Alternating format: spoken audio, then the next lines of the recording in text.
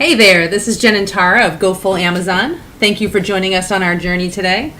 This is our very first episode, and we want to open up with something Jen recently wrote because it pertains to how we are feeling about this new endeavor. Very, very vulnerable. So I wrote this a little while ago, and it's a nice way to start out this new journey for Tara and I. I surrender it all to the universe. I trust that you have my back, and all will unfold the way it's supposed to. I choose to step out of the way. I want to love with authenticity and honor my true desire for love, belonging, and connection. I will trust that you, God, know what is best for me, what will be right for me and my heart. I surrender and release all energy that no longer serves me. Please help me to remove the desire that causes me pain. So I'll ask you about this passage in a little bit, but I want to open up with who we are, how we met, and what we hope to accomplish. I grew up in a small town in Connecticut. I was always the tallest girl in class. Life got difficult in middle school since I not only stood out, but carried a little extra weight thanks to my dad giving me an endless supply of ring dings and ho-hos, which I adored and still adore. I was also socially awkward. Basketball saved me in a sense. I was good and developed some confidence and pride through that endeavor, but never really felt comfortable in my own skin. I eventually developed an unhealthy relationship with food and men and never really fostered any real female friendships until my late 30s, which leads me to how we met. So at the risk of sounding like an old married couple, do you want to share how we met, honey? Oh, sure. Well, yeah, and just to speak to a little bit what Tara was talking about, what really has drawn us to do this is that, we're both really tall, blonde women who, at a point now in our lives, we're really okay with that. But we weren't always. So Tara walked into my gym. So we had a road race at the gym close by to me that I happened to work at. And I was opening the gym so that the runners wouldn't freeze to death.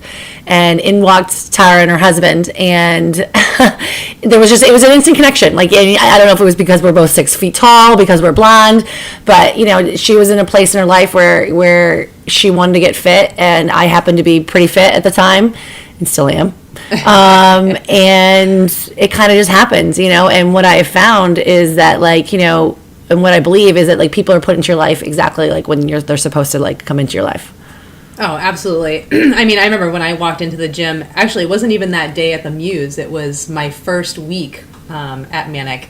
And I remember looking at you and I was like, oh my God, I want to be exactly like her. That girl is jacked. And that's a new feeling for me because I think, especially growing up tall and always being referred to as big boned or bull in the china shop, I always wanted to be petite and little and small. And, when I saw you, I was like, I don't want to be petite. I want to be badass. I know. And I think we've talked about that. I happen to, be one of a lot of sisters. There's 6 kids in my family, and I'm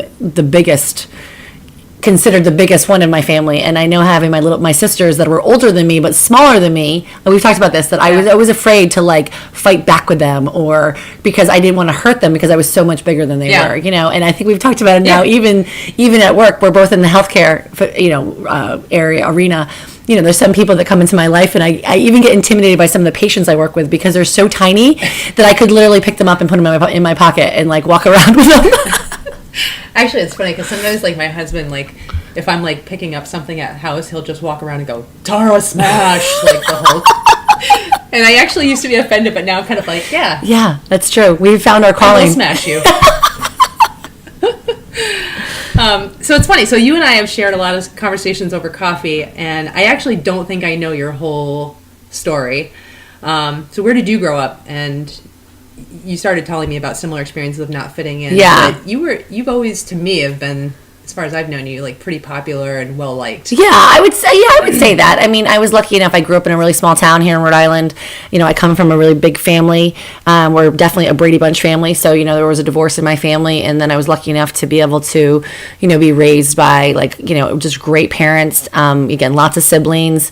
But I always was athletic, so that was always helpful. But I think that my mom really encouraged me to be athletic because I was such a nut that it was a way to like channel my energy, because back in the day I probably would have been diagnosed with some sort of like disorder, but we didn't do that. It was like, oh, just go outside and run, or just go outside and play. But I was really pushed into sports, and I was lucky that I excelled in them, but it was really to keep me like from getting in trouble.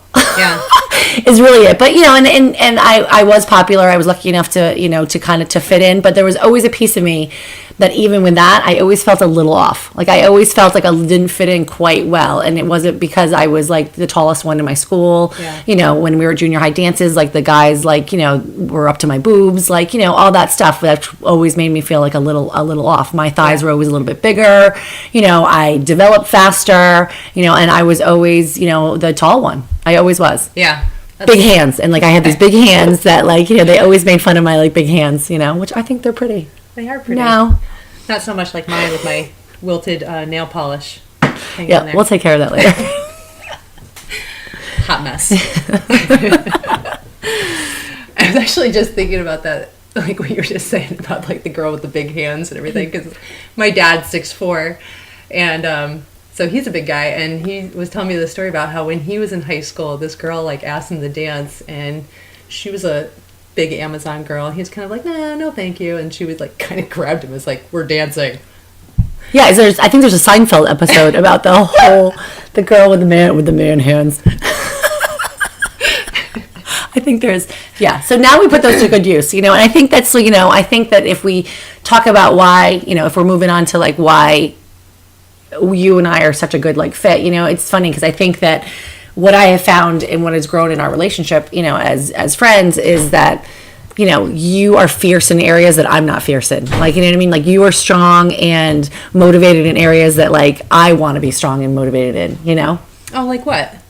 I don't know, like you're such a badass sometimes, like the way that you parent, you're definitely like way stronger, and of course as we say this, 4 of our children just walked upstairs to interrupt to us. They're in the playroom. He said they were up here. Yep, the playroom's right over there. Yeah, but thank you for your nice manners. Welcome to our life. Welcome to our life. Yeah. So this is our first podcast. So we told the kids, we actually locked them in the basement in cells. No, we didn't. They actually got out. And they came up here to bother us. So we're not quite professional, and we haven't reached stardom yet, but eventually we'll get there. But so every now and then you might hear a child coming in to ask us for something, because they can't give us 20 minutes. Unless we're locked in the bathroom by ourselves.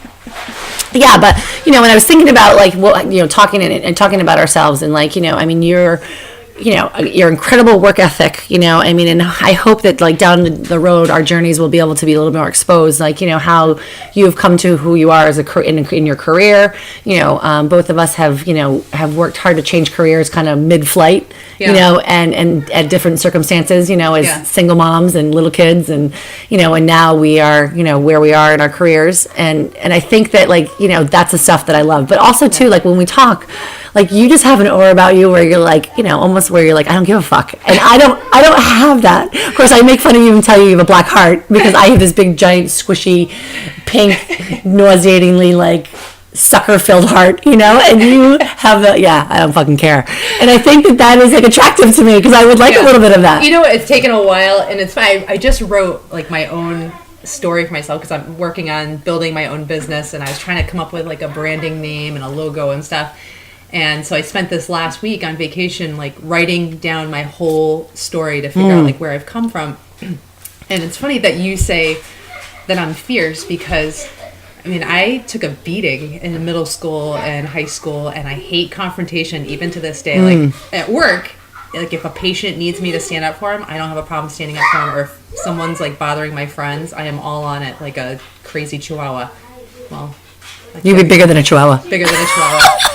I don't know, like, what's a more... All the big dogs are kind of... German Shepherd. Okay, yeah, more like a German Shepherd. Yeah. But when it comes to standing up for myself, it takes me a little bit. But I kind of do that in my workouts. Like, that's the only place where I feel like I can get that fierceness out. Yeah. Yeah, see, and I see it in your everyday life. Oh, it's funny. Yeah, we don't see things ourselves. And I think that, and if we talk about more too, like, what did you see in me? Like, obviously you were attracted to like my energy or whatever it was, like as a friend, Oh my you know God. what I mean? Like, that's so easy. Like, the one thing I immediately loved about you is how people gravitate towards you. Like sometimes I have to think about like how to be funny and stuff, and you just like it just comes out. Like, My Tourette's. It's almost like a version of Tourette's. I know, like it's just people gravitate towards you, and you have this. You're very welcoming, and I have to say, like, kind of circling back to what I was saying before, I never really developed this. Kids in the background, by the way. We might pause it. Can we pause it? Yeah. Going back to what I was circling before is I never really developed like any strong female relationships, especially growing up. Like, I was always around boys. I felt more comfortable around them. And even girls' sports is different, I think, up until you get into college. I mean, you played. And I remember playing, and it's like if you were good, and a girl didn't like you, she wouldn't give you the ball. Yeah. At least that's how it was on my team. And that's frustrating. And it's like, why do we do that to each other? Right. And then going through college, there's a little bit of competitiveness because everyone's trying to, get their spot on the team.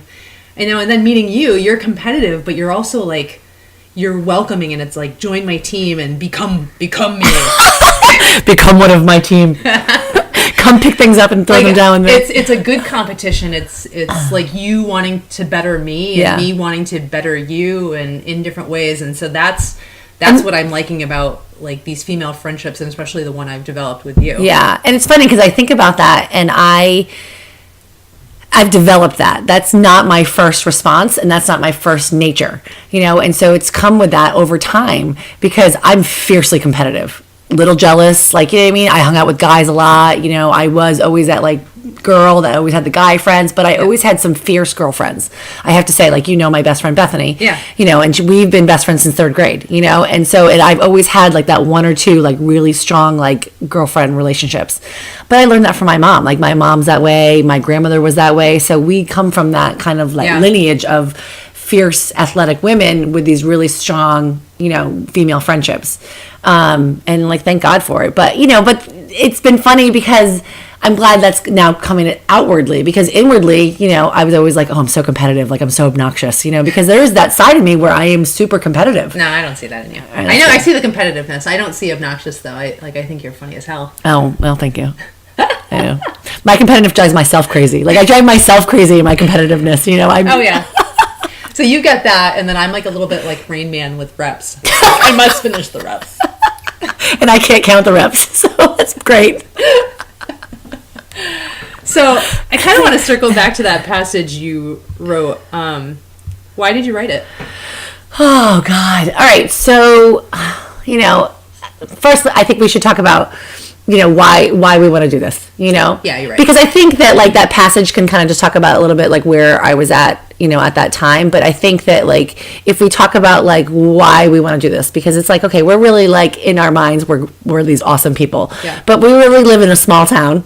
You know what I mean? We're, like, these giant blondes in this small town who are fit as fuck. Yeah. You know what I mean? Trying to... Sorry, I swear a lot. Trying to raise our families, navigate work, try to continue to live a spiritual, faithful life, and do that in a way that's like where we can like, have some fun too, managing full-time jobs and kids. And, I think that's cool. So I think that, we can talk about how like this kind of developed, like, we go to coffee, this started from coffee, which I think is awesome. Yeah, and I couldn't stop thinking about it either. I remember like approaching you, I think, what was it, like a month or two ago? Yeah. I approached you about it, and like we kind of like joked about it, and then it was kind of like, no, we really, seriously, we need to do this. And then we kept joking around, like every time we would talk, we'd have this hilarious conversation where we're like, oh, this is episode 1, this is episode 2. It was usually my dating life that would foster those episodes. But I couldn't let the podcast go. Like, even if this is an epic fail, I really don't care, because this is the first time I feel like I'm getting my voice out there. And now that I'm 40 and just about to be freaking 41, I feel like I really like who I am now, and I've accepted who I am. Like, I'm a big girl. Like, I'm not going to be a size 4. Yeah. I'm not going to be tiny or petite. I'm not going to be cutesy. Like, I love wearing booty shorts and lifting heavy weights, picking them up and putting them down. And I want to own that, and I want my daughter to own that, and I want girls and other women around there to know that. Like, Yeah. when I see another woman getting ready to like get excited about lifting weights, I'm like, all right, another one. Yeah. Another one. We got another one. We got another one. Yeah. convert. Yeah. Yeah. And I think I love that about what we are doing too. And I love that, like, that is what we want to share and like, and inspire other people to do, because like we are not number one CrossFit athletes. Like Nope. we are not like the best at our gym or anything like that, you know. I said, but we work our butts off, and you know, and we love it, and we work hard, and we set goals, and we do them, and some days we completely suck, and some days we do really awesome, and you know, and we just kind of like surround ourselves with a tribe of people kind of doing the same. And I think what we found too was in the connection of fitness, what came along with that was like, you know, the struggle in like relationships, and then also trying to navigate parenting, and you know, and I'm trying to like figure out how to date in, you know, my age and after being divorced, and you know, I mean, and like elderly parents, and you know, sex, and like, you know, I mean, we take it to levels that like people, you know, will either appreciate or they're gonna, you know, be like, you two are sick. Or you'll be slightly offended. Not sure. Pretty sure you'll be offended at some point or another. If Guaranteed. you are, you're a prude. But we'll still like you. We'll still love you. Hopefully it'll convert you.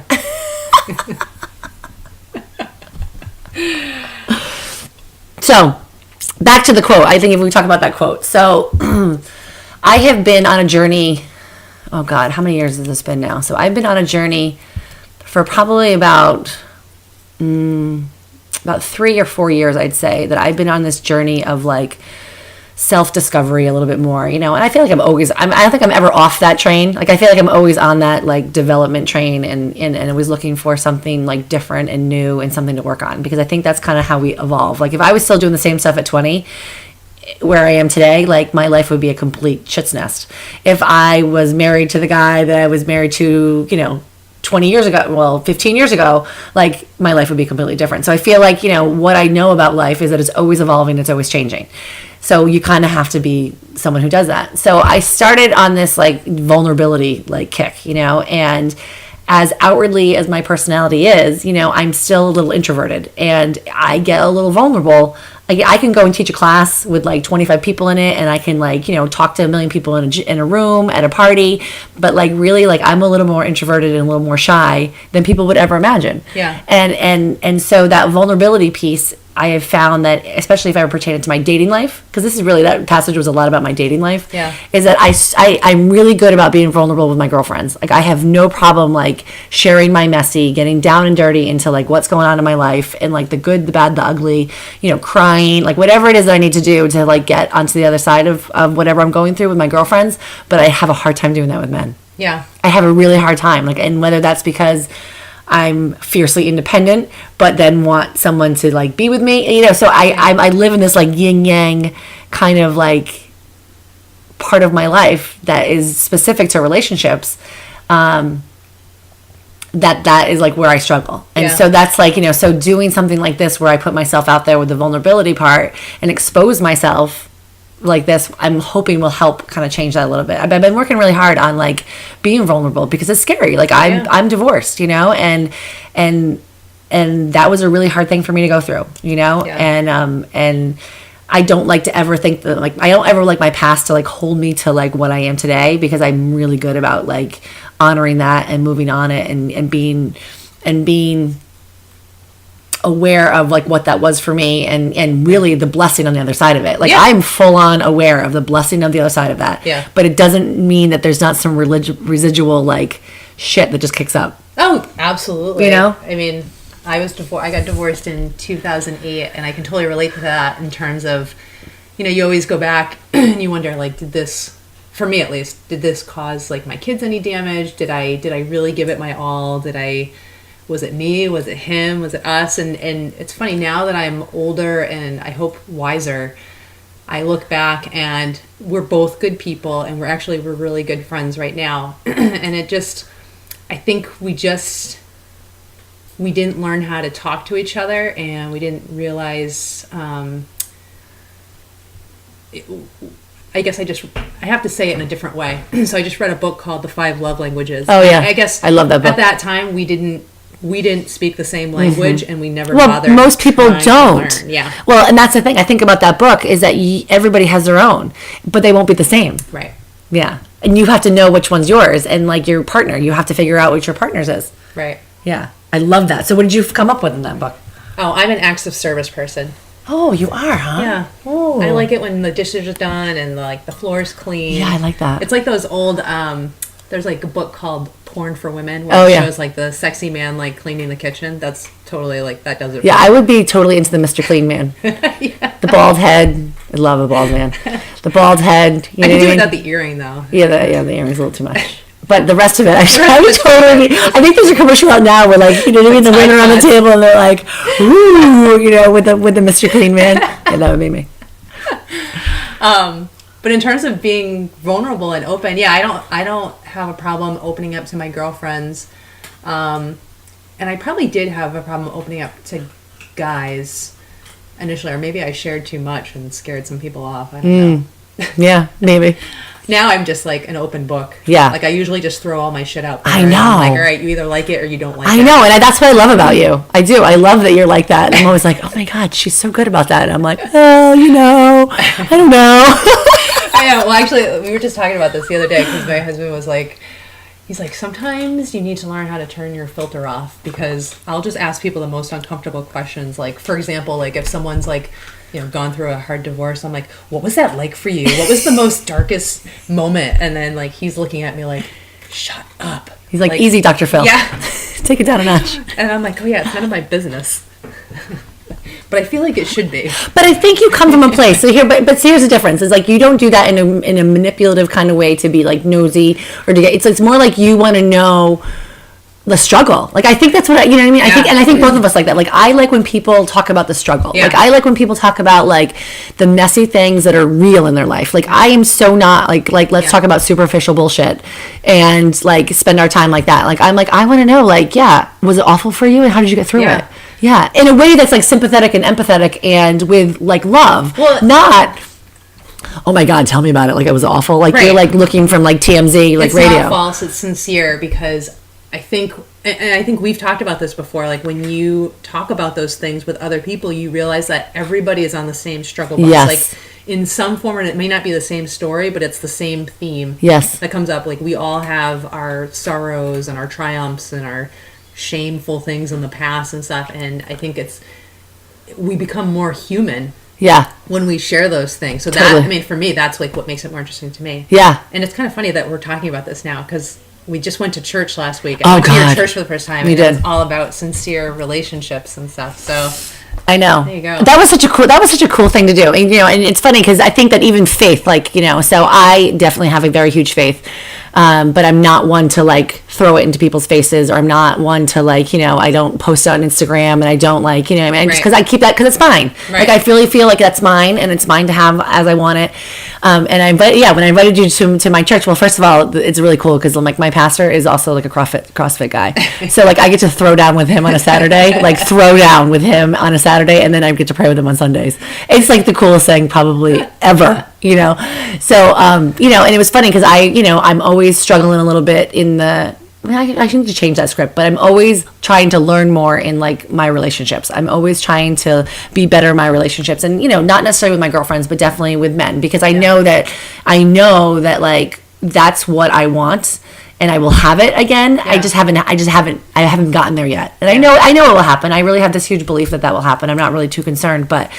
You know, and usually, you know, I had been away from church for a little while because of like work stuff and then, you know, the kids' sports and stuff. So I just had been away from it. I did a CrossFit competition and then, you know, I had to work on the weekends and I had been away from it. And I got an email saying that this was the topic, you know, for the week, and I happened to not be at work and I didn't have the kids, so I got to be able to go. And I remember didn't we work out? We worked out that morning. Yeah, we worked out together that morning, and you were like, "Oh, I'm not going to go to church," and I'm like, "Well, come to mine," because you had something, I don't know what it was, but Yeah. I'm like, "Come to mine," and I picked you up and brought you, and it was like the message was like just when we were about to start doing this, Yeah. and we wrote it down, you know, and it was something that was just so like powerful for us, you know, and I was like, "Oh my God, see, nothing ever happens like by mistake, you know, never does it happen by mistake." Yeah. No, I totally agree. Yeah, Totally agree. it was powerful. Well, I hope you enjoyed our first episode. We want to hear your thoughts on the episode, the good, the bad, the ugly. Remember, we are feeling pretty vulnerable here, so be gentle. We don't quite have an Instagram page yet or a Facebook page, but the way we're going to get this out here is we're going to kind of get the word out to our friends and family and hopefully our community, and eventually we'll start our own account if this becomes like a big thing. And for those of you who do know us, we want to hear from you and give us some ideas. I think next time, we were talking about maybe having a guest on and kind of talking about what path you're on, because you just Yeah. graduated from physical therapy school. Yeah. So we definitely wanted to talk about, so my passion and what I want to do in the physical therapy world is really get the information and education out there for pelvic floor health. And it's not just a women's thing, it's actually a men's thing. And we have found that it is a very important thing to talk about as fit adults in all areas of our lives. You know, so that's something that I would like to make sure we're discussing. Professional vagina massage. Yes, we're going to be talking about some vaginas and maybe some other It's things. not dirty, definitely professional. It's totally professional. We like feel good shit, so we plan on ending each episode with a quote or saying that makes us feel warm and gooey like the cream puffs we are, although Jen's heart is creamier than mine.